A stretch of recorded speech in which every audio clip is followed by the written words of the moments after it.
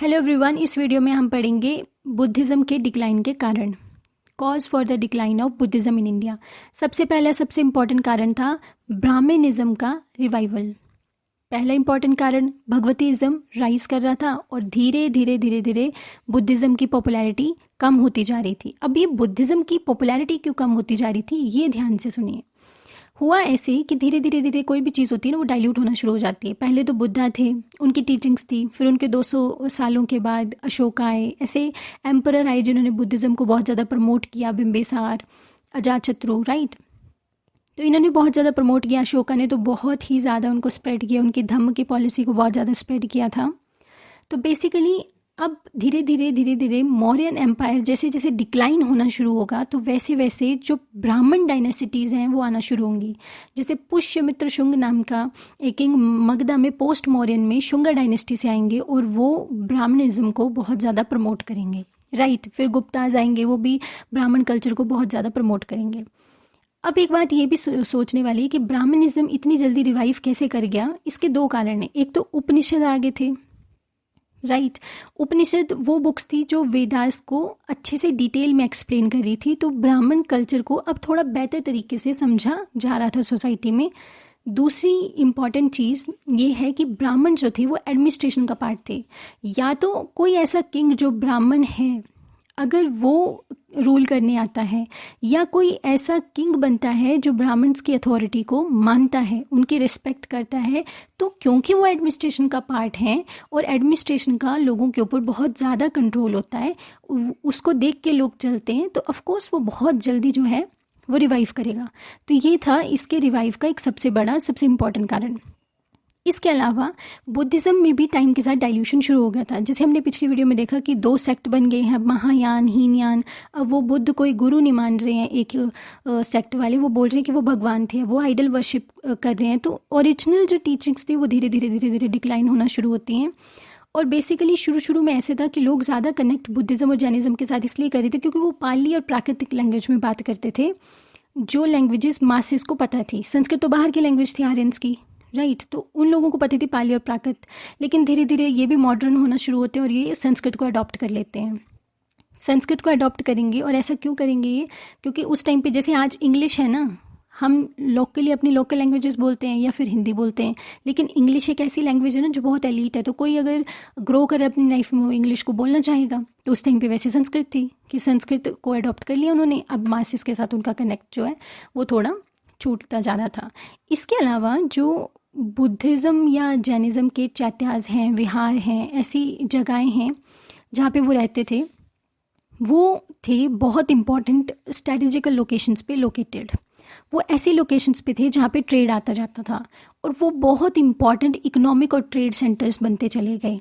जब आपका ध्यान पूरा प्रॉफिट अर्न करने में या ट्रेड करने में है, तो आप स्पिरिचुअली डिक्लाइन ज़रूर करोगे। Simple logic.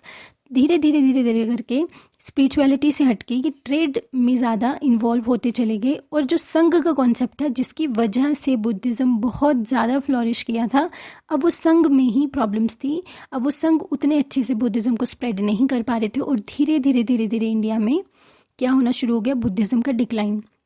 तो एक तरफ ब्राह्मण रिवाइव कर रहे हैं, ऐसे किंग्स आ रहे हैं जो पैटर्नाइज कर रहे हैं ब्राह्मणिज्म को, भगवतीज़्म को, और दूसरी तरफ बुद्धिज़्म खुद अपनी तरह से भी डिक्लाइन होता चला जा रहा है, राइट। और रही सही कसरती तो 5th-6th सेंचुरी आते आते फिर इन्वेडर्स के अटैक होना शुरू होते हैं। तो उन्होंने बहुत ज़्यादा हिंदू टेम्पल्स को भी लूटा और बहुत ज़्यादा मोनेस्ट्रीज़ को भी लूटा। तो जैसे हंस अटैक करते हैं, टर्किश इन्वेडर्स अटैक करते हैं और वो बहुत ज़्यादा मोनेस्ट्रीज़ को डिस्ट्रॉय कर देते हैं। तो धीरे धीरे ये कुछ कारण थे जिसकी वजह से बुद्धिज़्म इंडिया में डिक्लाइन करता है, राइट। और जैनिज़्म तो डिक्लाइन करने का कारण ये था, जैनिज़्म बहुत कम लोगों ने एक्सेप्ट किया था क्योंकि वो बहुत ही ज़्यादा रिजिड था। आपको अपने कपड़े तक त्याग करने पड़ेंगे, तो बहुत ज़्यादा रिजिड है, राइट, जैनिज़्म। इसके बाद contribution of Buddhism to Indian culture. Indian culture में बुद्धिज़्म ने बहुत कुछ कंट्रीब्यूट किया है हमारे इंडियन कल्चर को डेवलप करने के लिए। ये मेंस में आंसर राइटिंग में क्वेश्चन आ सकता है, राइट। सबसे पहले तो ये एक, जैसे हिंदुज़्म में, ये जैनिज़्म में भी है, ये बुद्धिज़्म में भी है, अहिंसा का कॉन्सेप्ट को हम बहुत ज़्यादा चेरिश करते हैं क्योंकि वो एक बहुत इंपॉर्टेंट वैल्यू है कि आप अहिंसा को फॉलो करें, नॉन वायलेंस को। इसके अलावा बुद्धिज़्म आर्ट और आर्किटेक्चर में भी इंडिया के लिए बहुत ज़्यादा इंपॉर्टेंट है।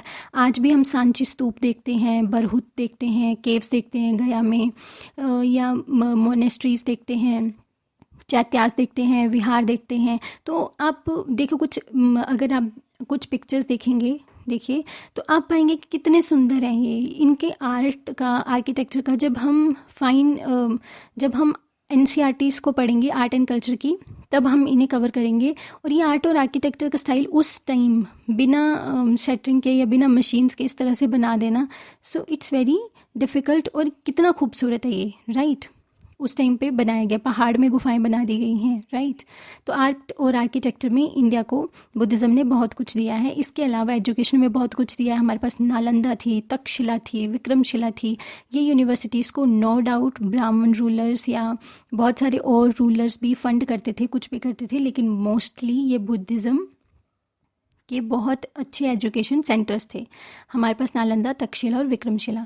इसके अलावा पाली लैंग्वेज या और जो लैंग्वेजेस का डेवलपमेंट हुआ वो बुद्धिज़्म की टीचिंग्स की वजह से ज़्यादा हुआ। और आज हम अगर पाली और प्राकृतिक लैंग्वेज के बारे में काफ़ी समझते हैं तो वो उन टेक्स्ट की वजह से समझते हैं, क्योंकि हमें वो बुक्स मिली, फिर हमने डिसिफर किया कि अच्छा इसका मतलब शायद ये होगा, राइट। इसके बाद इंडियन कल्चर को बहुत ज़्यादा जगह पे प्रमोट किया गया, जैसे श्रीलंका में, एशिया के बहुत सारे पार्ट्स में आज जो बुद्धिज़्म है उसका ओरिजिन इंडिया ही है। सो ये था ये चैप्टर जो हमने फिनिश किया। इसके अगले वीडियो में हम नेक्स्ट चैप्टर की शुरुआत करेंगे। Thank you.